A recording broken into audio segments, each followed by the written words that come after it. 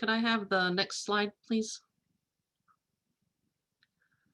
So while everyone is still arriving, I would like to take this opportunity to introduce the Every Learner Everywhere Expert Network powered by ISTE. In January, Every Learner Everywhere launched the Expert Network to offer professional learning and coaching for higher ed faculty and leaders to support their students through and beyond the COVID crisis, including the transition to digital learning. We encourage you to visit the Expert Network website. We are posting the link in the chat for you to get more information and also for you to schedule your coaching session. Next slide, please.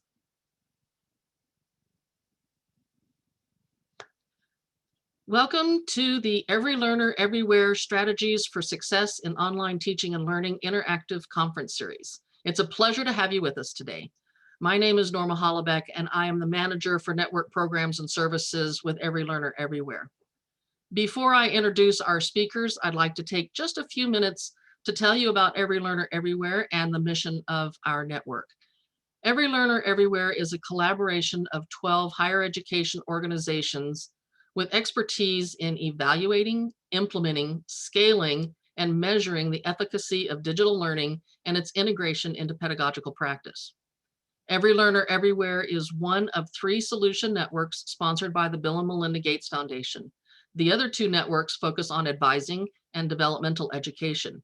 Here at Every Learner, we work with colleges and universities to build capacity among faculty and instructional support staff to improve student outcomes with digital learning. Our mission is to help institutions use new technology to innovate teaching and learning with the ultimate goal of increasing student success, especially for first-generation college students, poverty-impacted students, and students of color. A few quick housekeeping notes. We are recording today's presentation, which we will share with you after the webinar. Throughout the presentation, we welcomed your questions in the Q&A section. If participants raise their hand during the presentation, we will not be able to unmute them. However, we will be monitoring the Q&A and chat sections. As a biology professor and a former associate dean, I'm excited about today's discussion, Every Learner Everywhere, Any Place, Anytime. Our speakers today are Kristen Fox, Managing Director, and Nandini Kadkar, Principal from Titan Partners, which is an Every Learner Everywhere network partner organization. Kristen joined Titan Partners in 2018 as a director in the strategy consulting practice. Kristen has spent 15 years working as a consultant and advisor to institutions, businesses, and nonprofit organizations that operate in the education space. Much of her career has been spent working with post-secondary sector, where her work has enabled clients to develop and launch new products, create and execute on growth strategies, achieve accreditation, identify cost savings opportunities, improve fundraising results, and facilitate strategic planning. Kristen holds a BA in International Relations and Chinese from Colgate University and a MA in International Affairs and Economic Development from the School of Global Policy and Strategy at the University of California, San Diego. Nandini joined Titan Partners in 2018 as an associate in the strategy consulting practice. Before joining Titan Partners, she was the founding operation manager for Excel Academy Charter High School in East Boston, where she was a 2017 Education Pioneers Visiting Fellow. She worked to scale operations for the growing school with a focus on assessment, family relations, and staff support. Prior to Excel Academy, she worked at McMaster Car Supply Company in Atlanta, Georgia. She improved upon supply chain processes and helped design a warehouse move. Nandini has a BS in economics from Duke University. Go Blue Devils. I will now hand it over to Kristen and Nandini. Thank you so much, Norma, and appreciate the warm introduction.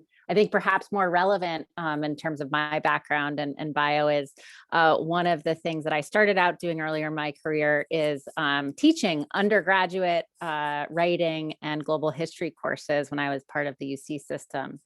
So have great appreciation for and have enjoyed our work looking at the experience of introductory faculty teaching throughout the pandemic.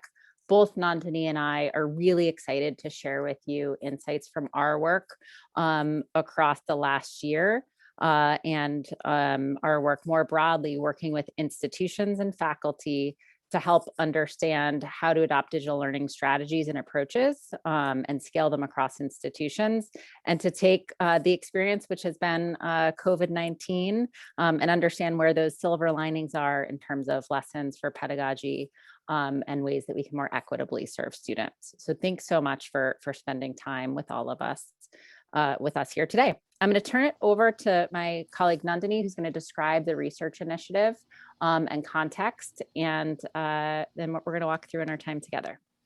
Thanks, Kristen. The one bit I would add to my bio as well is I hear that many of you are at Wright State. Shout out to Dayton. I grew up in Beaver Creek. Hope all is well. I'm sad to not be there right now. But we are here to talk to you about the research that we conducted from last April to November to try to understand the experiences of faculty during the sudden switch to remote teaching and then the fall term like none other. Over this period of time, over 8,000 faculty, many of whom might be on this webinar now, thoughtfully shared their perspectives with us, and we thank you for that. There were a couple of core goals to this work. First, to measure the faculty and institution response to COVID-19, including challenges faced, professional development provided, and instructional materials adopted. Second, to really determine the longer term shifts in modality and or pedagogy that might be accelerated because of this. And then lastly, to really curate information for both institutions and providers across the higher education landscape. Throughout this work, we produced 3 reports, which Joyce is putting in the chat right now for you to see. And they're all hosted on the Every Learner Everywhere website. And we're happy to take any questions that you might have as you look through those. So to start off, we have 5 key learning outcomes.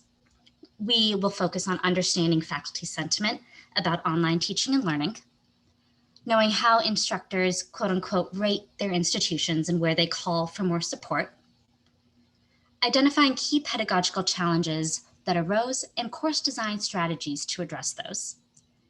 And then we'll close with understanding implications for equity and learning about new resources for selecting and navigating digital tools.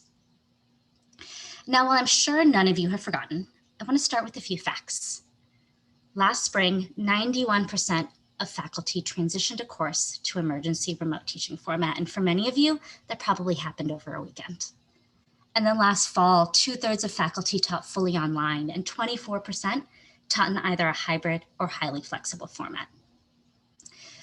76% of faculty had to adjust their course from the modality it was typically taught. So if in pre-COVID, it was taught in hybrid, maybe it was taught online. If in pre-COVID, it was taught fully in person, maybe now it was taught in a hybrid or fully online format. And in order to enable that, 72% of you integrated new digital learning tools. This affected the experience of over 17 million undergraduate students. And 17 million, at least for me, is kind of a hard number to interpret. So I looked up some facts. 17 million is also the number of people in the Netherlands. So if that helps you understand the scale, there it is. And we understand that this experience was hard. So Kristen, if you go to the next slide, we have some cool graphics to show. And the fall term left many of you feeling exhausted and challenged as you worked to make shifts to your courses and to support your students. Some of the most common words we heard from you were exhausting, challenging, and there are very real reasons why. You push the limits of your textbooks, your courseware, your instructional tools to really maximize the effectiveness and what you could communicate to your students. You also supported your students. Sometimes all the time. You stayed up all night to answer emails to make sure that you were giving them what they needed. And simultaneously, you worked to make those courses equitable. You recorded your lectures so that your students who were also parents could watch it on their own time when their kids were sleeping.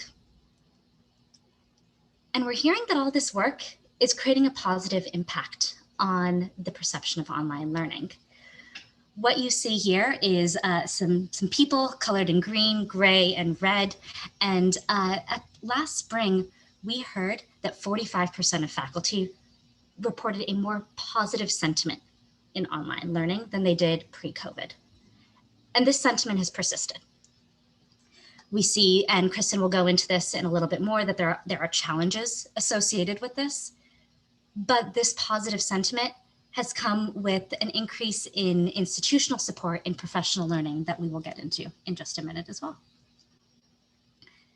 So Kristen, on the next slide, we see an increase in the quote unquote grade that faculty give their institutions in regards to digital learning. So what you're seeing here is the percent, and this is the green bar, the percent of faculty that say my institution is achieving an ideal digital learning environment.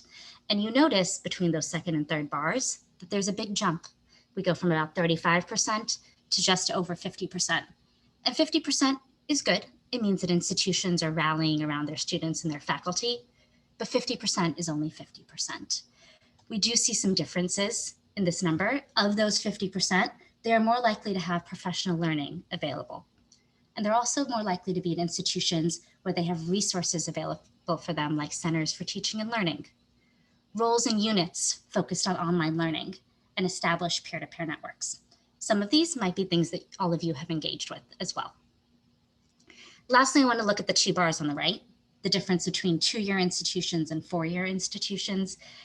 Faculty at two-year institutions where we are more focused on teaching, maybe less focused on research, tended to rate their institutions a bit higher. And we're digging in more into the why of this, but part of the reasons are also the institutional support available to really achieve a digital learning environment.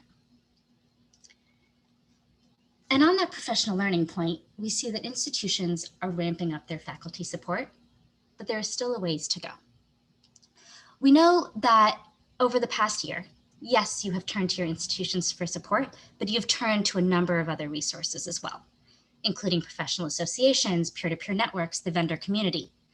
Hopefully you've explored some of the options that our partners in the ELE network provide, and that expert network that Norma showed us at the beginning and will be linked at the end as well is another resource you can take advantage of.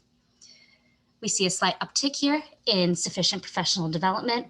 We're at about 50% of faculty who say that their institution was really able to support them. Lastly, before I hand it off to Kristen, I want to make a point on your resilience. Going into the fall term, almost 3/4 of you said that you felt prepared, but as you got into the fall term, you recognized some of those challenges that we've talked about before. And it was most challenging if you were teaching in a hybrid or a highly flexible environment. Working across the different modalities, students in different experiences created unexpected challenges about communication and grading and assessment that surfaced, and that are things that I'm sure you are all working through and that we will talk to in just a minute as well. I know that was very data heavy, and I'm going to hand it to Kristen, who will talk through some tactics. We're happy to take questions as they come through in the chat as well. Yeah, please do feel free to chat in questions at any time, and we'll certainly respond to them. So there are 4 areas that we're going to hone in on a little bit, where we heard from faculty like you, and specifically our focus here was on, or where we're focusing this part of the conversation is on the experience of faculty teaching introductory level, general education, and often high enrollment courses. And so what we're going to talk through are some things that we learned and heard about techniques to engage students, and how faculty are thinking about that challenge. Lessons related to course design and redesign, ongoing concerns and ways that institutions and faculty are addressing equity gaps, and then also share some a new resource that's in beta that you can use to discover high quality courseware tools and other digital learning tools. So first and foremost, what we heard from faculty from spring, and it persisted through until this fall term, was that 70% of faculty, the vast majority, said keeping my students engaged was the most challenging part of the transition to emergency remote teaching, but it continued to be a challenge into the fall. And so you can see this quote here. right? Where especially in the spring, but again, even persisting into this past fall term, students were overwhelmed. This was across all disciplines, right? This, I'm sure you all experienced this in your work, where students were overwhelmed by family obligations, work obligations, and other stressors and health stressors at being able to engage in their learning. And many students as well had varied abilities and experience working themselves with digital tools and technologies. So things as simple as, that seem as simple as turning on and off a camera for appropriate engagement with learning content are areas where students themselves weren't equipped. So what we heard from you all is that this was an area that you worked incredibly hard to really engage students in their learning, and that it continues to be a priority moving forward. So 74% of faculty told us that increasing student engagement is a priority, was a priority for this fall term and will be for this current spring term as well. And so strategies that we heard faculty apply in these areas were really around thinking about, setting students up for success and teaching them how to learn to be effective in online settings, orienting them to time management. And as you can see from this quote here from faculty teaching introductory level chemistry, really being clear about expectations around engagement in an online setting as being some of the ways that faculty successfully have grappled with this. One of the other things that we also continue to see from this work is just the really important role. So we asked about the important role that effective instructional practices play in improving satisfaction with student learning. And I'm going to describe what you're looking at here and also talk about how we replicated these results from the perspective of students, which is really important.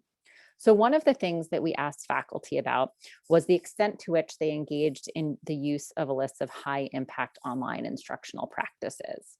And then we looked at the extent to which the number and range of those instructional practices used was associated with faculty perception of their satisfaction with student learning. And we did this same exercise based on student reported number of those instructional practices used in conjunction with our partner Digital Promise and students' satisfaction with their student learning. And again, saw the same result replicated. So what you're looking at here then is on the x-axis or the horizontal axis, the number of instructional practices used. And what you're seeing is that is positively correlated with the percentage of faculty saying that they are satisfied with student learning. And I'm going to show you the list that we used in that list of practices in the next slide. What we also found was that, you can see it's at about 7 where we see that, line go up even more highly in terms of that correlation of satisfaction with student learning. Only about 20% of faculty used that high volume of instructional practices. And so we asked ourselves, well, who are those faculty? What makes them different? And where are we seeing instructors use those greater number of practices? And what we observed were a few key things. One, prior experience, right? Experience matters. The more experience you have teaching online and deploying and practicing, the more practices you're using, right? And that makes sense. I know that the first term that I taught, I was a much less effective teacher than the second term that I taught. And then another thing that really mattered and had a statistical relationship here was the extent to which you had support as measured by professional development and learning, centers for teaching and learning, and other peer-to-peer networks and other mechanisms to support you. And so those are really important lessons for us to be thinking about in terms of how we equip faculty to make these modifications and to incorporate additional practices into their teaching. So here, what you're looking at, and Adrian, you asked this question around what were the practices specifically that we looked at. So what we've done here, and so now we're looking at the percentage of faculty using instruction that reported using these practices on the horizontal chart, on the horizontal line. What you can see is that there are several practices for which there was pretty low adoption. And this was during the spring, so emergency remote teaching in the spring. That's the time period that we're looking at on this particular slide. Small group assignments were adopted at fairly low levels. Those activities with moderate adoption were things like modular activities, frequent quizzes, pre-recorded videos. You can see student self-evaluations and real-world examples. And those with high adoption were live sessions and personal messages to students. Notably, those areas that I've got boxed here were those areas where we saw a statistical significance and linkage between higher rates of satisfaction with student learning when these practices were used. And notably, I think what's really important to see here, though, is in online settings, we're seeing some of those most effective individual practices be used at lower rates. So that's something really important for us to be thinking about and considering. And we saw the usage of these practices rise a little bit as we went into the fall, but it's really important to take away that these are ways, right? Small group assignments and student self-evaluation where engagement, right? So if we think back to that, the prior point, that engagement continues to be a real challenge. These are instructional strategies that can be used in online and in hybrid environments to really bring learning to life for students and engage them in their learning. So another thing that we noted and measured, and so I'm going to show you two slides here as we think about understanding equity implications and concerns that were exacerbated by the pandemic and the experience of students during the pandemic. So one of the things that we asked in the spring was the extent to which faculty changed learning outcomes and the extent to which they changed their form of grading. And so what you can see is 51% of instructors told us that they changed learning outcomes, and just over 70% said that they moved to a form of pass-fail grading, right? All really important in service of acknowledging the extreme stress and transition that students and institutions and faculty were going through. But what we heard then, as we approached the end of the spring term, we heard faculty telling us that they were concerned about student readiness for the next term and concerned about remediation needs and ability to progress. And so you can see two quotes here that I think really make that point, right? The first being that, given the fact that online proctoring tools and various proctoring methods were not always available and have, in some cases, equity concerns themselves. We had students that were getting higher grades and where faculty felt that they were potentially not gaining the foundation to master the content. The other concern that we heard from faculty, particularly in lab-based courses and in courses where the lab experience had to be altered and adjusted very quickly, was that their faculty and you all were doing the best you could to give those experiences in real authentic ways. But the lack of the ability to truly, do those manipulations and to do that work was making it so some foundational understanding couldn't be acquired. So we were really concerned about this as we, heard and read through and did focus groups with faculty all throughout the spring, and as no news to you all, right? So what we did is this fall, we asked, at the end of November, how to go and how concerned should we be? And so what you're looking at here, I want to just orient you to, because it's important that you interpret this accurately. So this is faculty teaching introductory level courses. And on the left, it's the percentage who reported a change in the student drop rate. And on the right, and this was fielded again at the very end of November, so just as the term was ending, the percentage of faculty reporting an anticipated change in the failure rate in their course. And so what we saw, and have heard really concerningly, is at two-year institutions, 39% of faculty, almost 40% of faculty reported an increase in the student drop rate. That's consistent with what we've seen from National Clearinghouse data and otherwise, right? And in that way is, again, concerning about the ability for students to both enroll in, participate, and progress at community colleges. What we also saw and heard is a similar reported increase at four-year institutions. So 24% of faculty said that they were seeing a change in the student drop rate at their institution. Again, when we look at the anticipated failure rate, two-year institutions, 38% of faculty reporting an increase, and at four-year institutions, 29% of faculty reporting an increase. And one of the things so this is obviously something that we continue to monitor and continues to be, very important for us to all be thinking about, and is core to the work that we do at ELE, and thinking about how to adjust pedagogy and engage students and remediate quickly.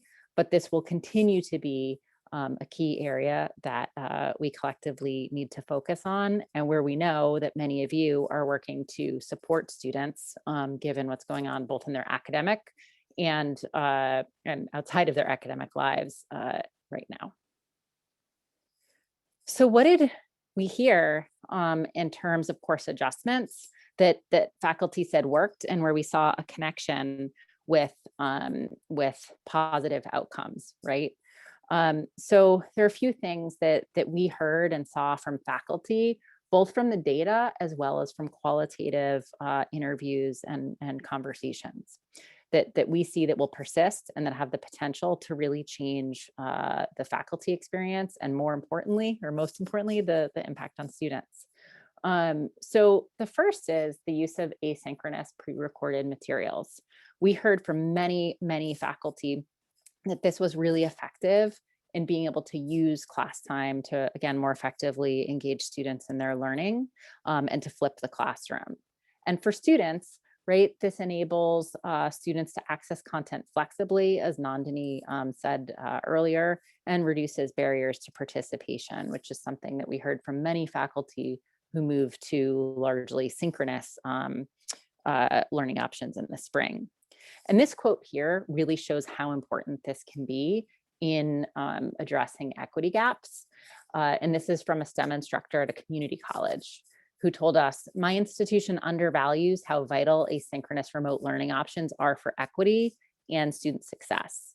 Removing both geography and time and allowing asynchronous options clearly reduces the equity gap and improves student success. I've been pushing to continue remote teaching after the pandemic, but my department has reversed course and is requiring synchronous courses. It's clear in my sections, I've only had 5 of 75 students drop and everyone is passing. In a face-to-face section, I'd have at least 3 times the drops and significantly more students not passing. And it would be my Black and brown students that would fare worse in the face-to-face, and now everybody stays."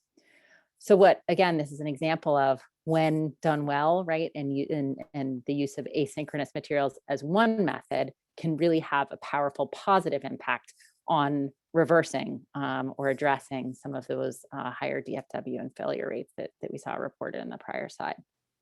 Related to that is the increased modularization of content and learning outcomes.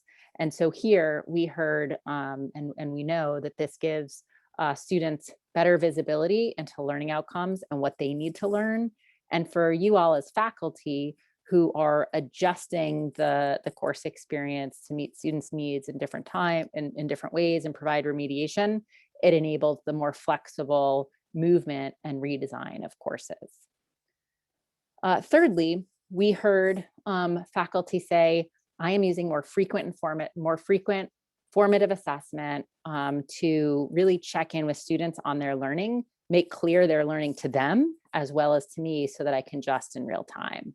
And that's something that I've been doing more during the pandemic because I've had to, because I can't see students' reactions on their faces. I can't see that glazed over look when a concept is missing them.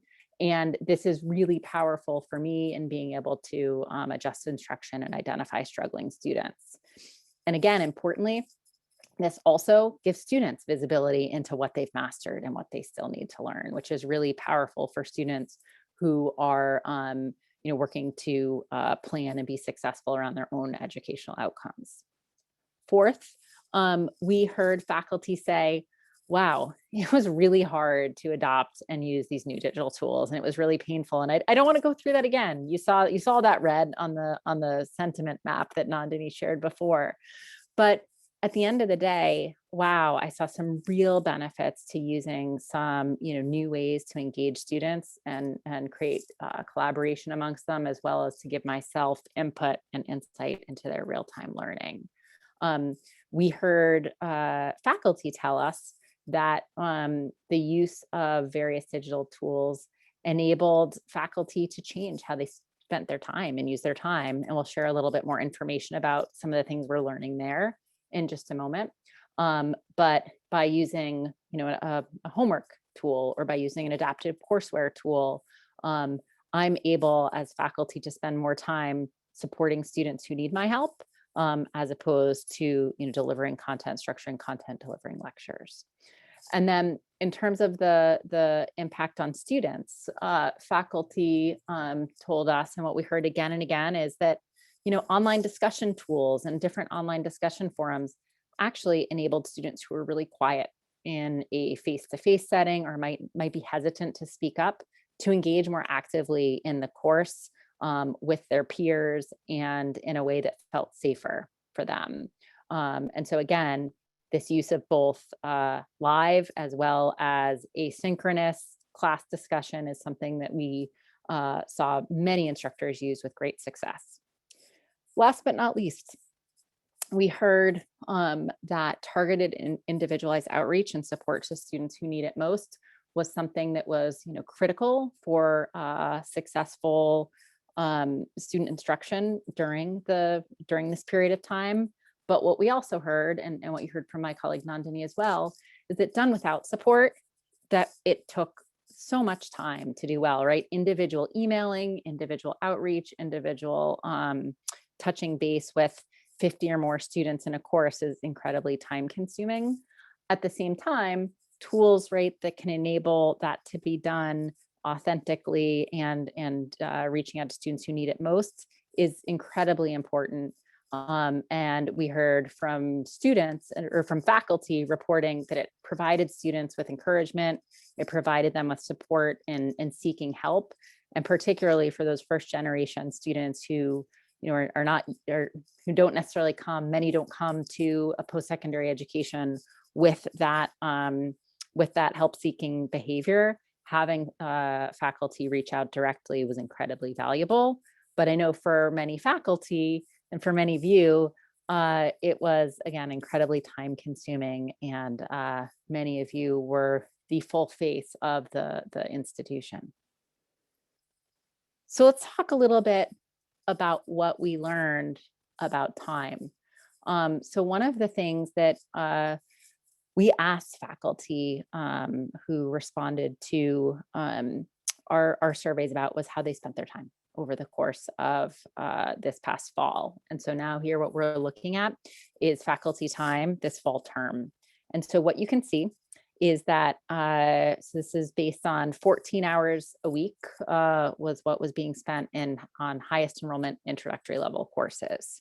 What you can see, we've got this organized on the left are some of those activities that are more around preparation, right? So selecting or adjusting content and tools, preparing assignments, preparing for class, and then delivering instruction, providing support, student grading, and analyzing performance data to the right. Preparing for class and grading student work are those areas that took the most amount of time. The percentage that you can see, and you can see here that it's the percentage. So 17% of time was preparing for class. That equals 3.7 hours on a weekly basis, whereas grading student work is an average of 4.3 hours on a weekly basis.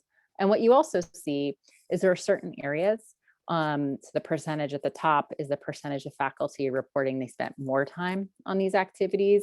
And those places where you all told us that you spent more time were around preparing for class, providing support to students, as well as grading student work, and some of that prep work as well. A few things really important to know though, asynchronous teaching, doing it that first time and making those recordings and setting it up takes more time, but we see in future terms that time goes down. We also see that courseware has an impact on reducing time grading in particular. Well, not a huge and drastic reduction in time. It's about 40 minutes different on any given week. So you can see that there in that call out box on the bottom right. 4.5 hours a week for those who don't use courseware versus 4.1 for those who do. So we're continuing to look at this and look at how can digital tools implemented well, not just save time, right? But it's about both giving you tools to make you more efficient, but more importantly, to make sure that the time that's being used in service of instructing students is on those most high value activities. Okay. So last thing that I want to talk a little bit about is around how we saw a change in the types of materials and resources being used over the course of the pandemic. And so what we are looking at here, and sorry, the labeling on this got a little bit skewed, but on the left, the light tan is in May. And then on the right, the darker tan is in the fall, for the fall term. And so what you can see though consistently across the board is that for the most part, instructors use the same core instructional materials, but what we saw was a real migration and where we saw change was around the use of an adoption of digital tools to supplement the student experience. That's that second selection choice down. And then the use of digital versions. We saw, of course, this huge migration to digital materials. And one of the things that we heard from you all was that it was really hard and time consuming to choose the right digital tools that were effective and helped solve the instructional challenges you were looking to in your courses, and also were easy for students to use. And what you can see here are a couple of quotes from instructors who shared with us some of the challenges here. You can see, so in faculty teaching introductory education classes was, contacting vendors to get free software to enable students to apply hands-on practice. We heard this from students, and we heard it from faculty again and again. The variation, right, in tools and the user experience was really overwhelming and really stressful for students in addition, especially in the spring term. And so one of the things that we're seeing is, more institutional curation of a set of tools that are kind of approved for courses, as well as help for faculty in choosing those tools that are going to be most supportive to students. Great.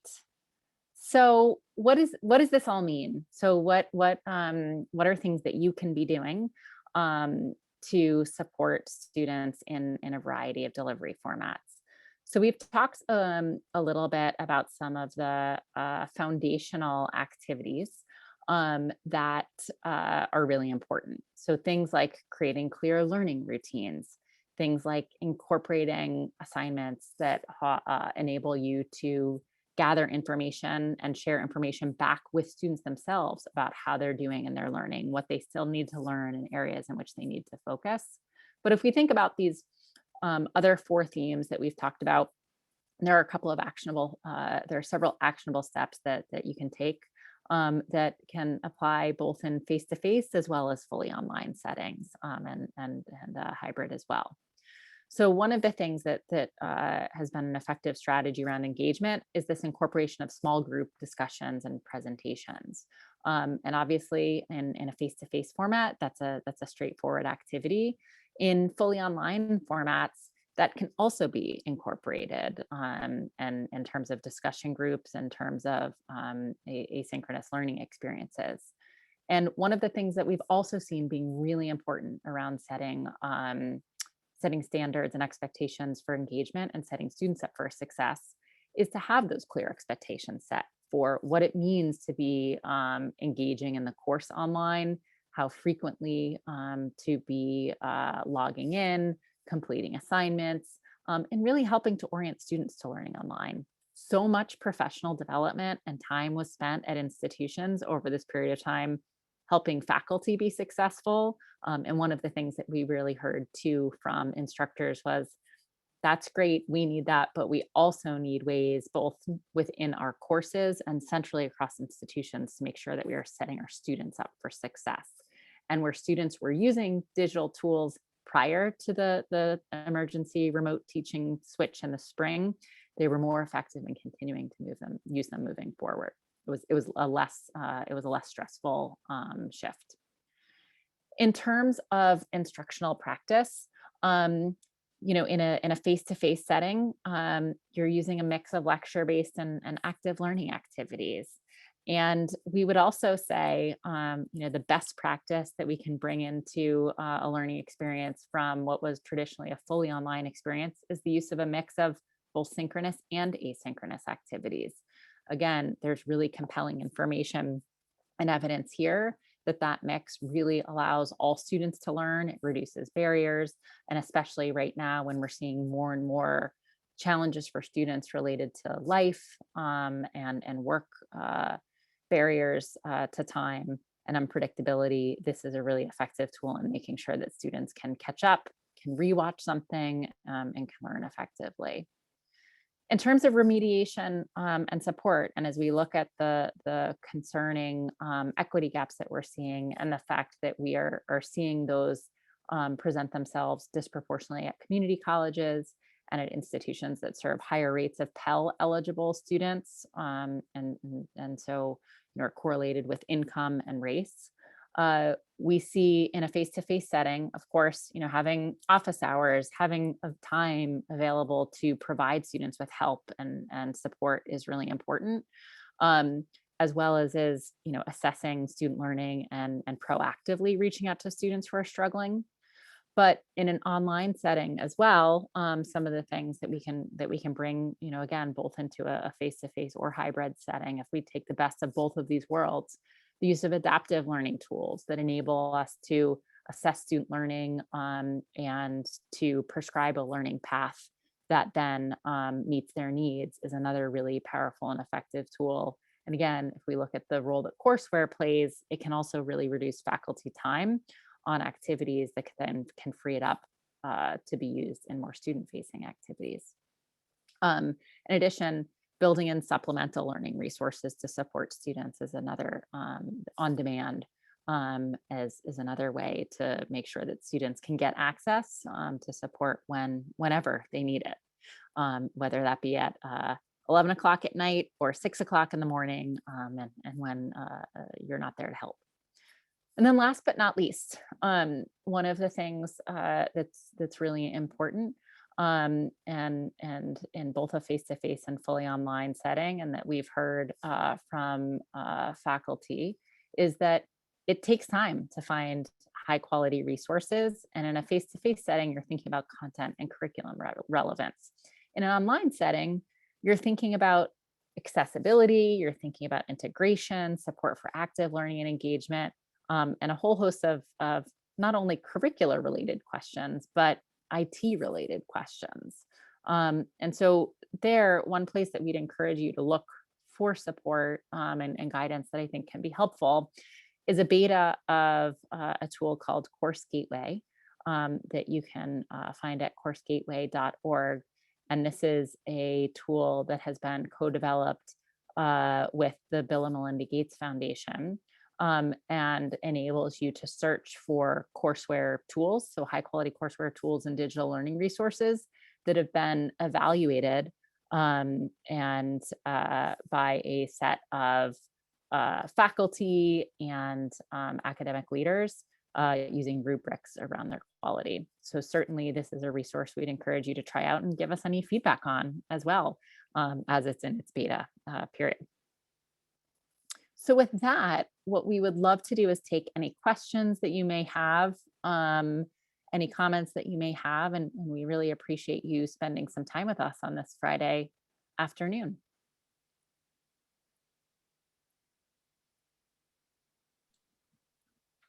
Kristen, I do have a question. Yeah.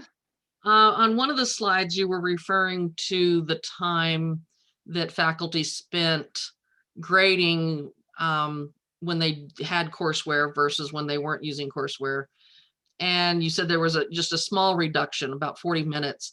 I was curious if you got any other feedback from the faculty on that regarding how much time they ended up having to spend troubleshooting while they were using this courseware. I'm just speaking from experience, because it's like, as soon as you adopt this courseware, it's like you spend more time troubleshooting it. Second semester, it's not so bad. Third semester, you're doing better. But then the fourth semester, they're rolling out a whole new version and there's kinks again. So did you all get any feedback in terms of how much, what kind of a pain point there might be in terms of adopting courseware and the work that faculty have to do just on the troubleshooting side of it rather than grading? Yeah, and I think one of the things that we find, so we were covering a lot of ground here, and so we didn't ask that those questions specifically here, but we do monitor and do work looking at faculty courseware adoption and use of different tools in the classroom more broadly. And so one of the things that we find really makes a difference is how the type of support that you have, and how courseware or any digital learning product is being implemented. And one thing we look at is Net Promoter Score or faculty satisfaction with courseware, as well as with student learning. And we find that when you are implementing with support, when you've got professional development from your department, that makes a difference. When we also see that over time, to your point, Norma, it becomes easier to use new tools the second time through, right, as opposed to the first time through. And so those are all factors that make a difference. And fundamentally, overall, we also find too that the extent to which the partner or the vendor courseware supplier that you're working with supports you also makes a difference. Kristen, Anything else you'd add on that, Nandini? Yeah, just one thing, and that's that we've also seen over the course of the past year, and really continuing forward, is the presence of a course coordinator role. And this is somebody who could be a faculty member, but is really responsible for supporting all of the other faculty members in the adoption and usage of these tools, and can help mitigate some of these challenges in adopting early on.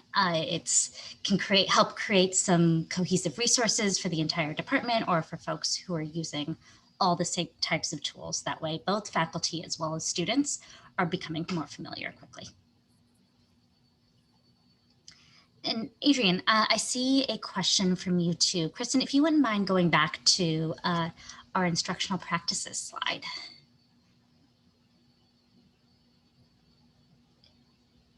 And I believe this is the one that we're talking about. So yes, Adrian, to answer your question, I think the difference here that we're talking about between lectures and sessions is they are both synchronous, but our students expected to be actively engaged and involved during that time. Live lectures can be streamed, more like how this webinar is being streamed right now, whereas sessions involve, and there was more detail in the actual description when we sent it out to our survey respondents, sessions involve more student engagement.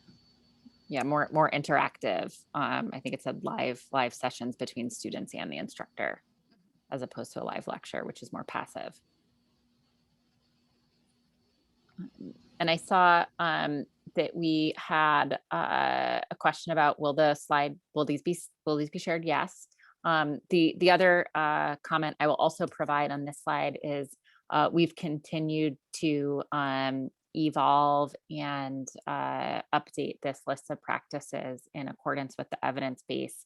And we actually just went out and asked an updated version of this question to faculty in February that we'll look forward to sharing in a future webinar, where we've got some really rich results, not just around the usage of these various practices, but also around the extent to which faculty feel ready and supported to implement some of these practices. For example, the use of data, which is not listed here explicitly, but is another practice that we have assessed the usage of. We find that it's something that faculty or instructors tell us that they value, but don't necessarily have the tools and ability to use all the time, because they don't have access to student data in some cases. And then I saw Shelley asked a question about an asynchronous online setting. what are specific examples of how to incorporate small group activities? And I'd love to hear, since we're I can give a couple of ideas, but I would also invite anyone else who's experimented with some good pedagogy and practice there to weigh in the chat with any strategies that you've used as well. But discussion board-based small group, kind of giving a real world problem that students are then working together on an assignment on in their own time. So, I mean, the group work itself would need to have some synchronous connection to it potentially between students. But in terms of, when that is happening, can be up to the students themselves. So, giving an applied problem, an assignment that students are working together and assigned in a group to work on. One of the things that we heard from faculty reflecting on how you create small groups was actually really interesting. And some of the focus groups that we ran with faculty asking about group work during this period of time was that typically, there's two approaches. You assign them, or you let students pick their own groups. And then there's do you assign, how do you take into account how well students are doing in the course? And one suggestion that we heard that I think is a really good one is around, forming those groups based on having students that are, students that are mastering and struggling with different concepts, right? So they can help one another in a group is actually really, really helpful. So being more directive in terms of, this is your group, this is what you're going to work on together, and thinking about which students to put together in a group was something that I think was really effective. And then I'm seeing too, someone just chatted, and I want to make sure folks can see this or hear this. Someone, Sherry, just chatted in a suggestion that in discussion groups, giving students roles helps engagement. Kind of assigning who leads, who provides resources, who summarizes are good roles.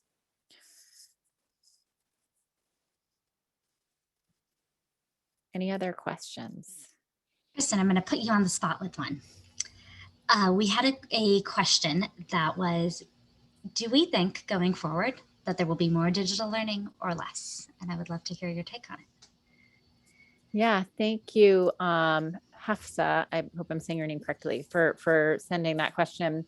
So one of the things that we're seeing, so yes, we think that the use of digital learning pedagogies and tools is permanently increased because of this experience. That does not mean that all of us all the time want to teach in fully online settings, right? That is not what I'm saying. But what we're seeing is that, used well, the use of digital learning tools has real, we're seeing faculty tell us that they're seeing that real potential for, again, student engagement, collaboration, getting shy students to speak and engage in their learning. And also for the use of data to enable faculty to understand or to enable you all to understand where students are struggling and where they're not, and to direct intervention accordingly.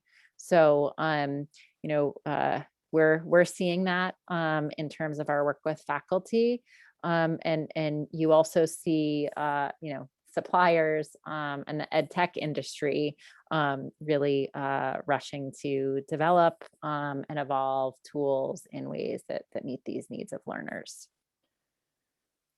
And someone asked a really great question too around any data on the types of digital nudges that are effective in supporting students who seem to have ghosted a course. Is it better from the instructor or the student support offices such of advising? How much is too much and when do we give up? This is such a good question, and we could do a whole hour on this, right? Maybe we should on another one of these. But so a couple of quick thoughts on that. And first, I would say one of the things that we have heard more this fall than ever before is that students just stopped showing up or just disappeared, or it was, even instructors that had high amounts of experience in engaging learners in online or hybrid settings the usual tricks and techniques were not working because of what's happening in students' lives, the distractions, et cetera. So I would just start by saying that, right? So this has been a period of time like none other, as you know, the again, student enrollment and persistence data show us. In terms of is it better from the instructor or student support offices? I think we do some other work that another one of my colleagues leads around holistic advising. And what we find is that it's most effective when it is holistic and when there is partnership between the instructor and student support offices. And one of the things that we also found over this period of time, and we heard both from students and from faculty, is the extent to which a personalized nudge and the fact that someone cares can really make a difference. And so those are a couple of reflections on this. Nandini, feel free to chime in with anything else. And one place too, if you look on the Every Learner Everywhere website, we did do some work on learning analytics that I'd encourage you to look at as well, around some of the lessons learned around how learner data can be used for both good and some of the dangers, and making sure that we are using algorithms responsibly and ethically in service of motivating learners. So we are running out of time. I'm sure this could go on for a little longer. I'm sure we could all come up with some wonderful questions and solve the world's problems in education tonight. I do want to thank Kristen and Nandini for a wonderful presentation. We do ask that our audience take a few minutes to complete our survey for today's presentation using the chat that we are putting in the, see, it's Friday, putting the link in the chat for you. If you've got something else right after the webinar, don't worry, we will send you the link to the survey when we send you the recording, to the link to the recording and the slide deck. I also did include the link to the slide deck ahead of schedule for those of you who are in attendance and are really anxious to see the slide deck. So that link is already there. As a quick reminder, we do encourage you to visit the Every Learner Everywhere website. We have a resources page with all sorts of pillar resources and assets, and we have a database called Solve that you can find all sorts of interesting things on, as well as these reports. We also have the Expert Network webpage as well, where you can get no cost one-on-one coaching if you so desire. So, thank you again to our speakers. Thank you to our audience for attending today's webinar. We do look forward to seeing you next week for our webinar called Adaptive Learning Beyond STEM from some of our colleagues at the University of Central Florida. And for those of you who are not in STEM and you're really asking us to do more non-STEM humanities, liberal arts kind of things, this is going to be a talk for you.